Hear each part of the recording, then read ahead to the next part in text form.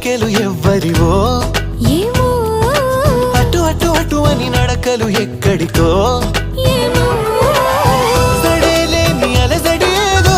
ఎలా మదికి వినిపించిందో స్వరం లేని ఏ రాగంతో చిలిమికెలా స్వాగతమందో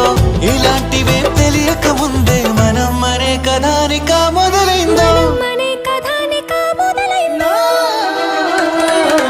ఇటు ఇటు ఇటు అని చిటికెలు ఎవ్వరివో ఏమో అటు అటు అటు అని నడకలు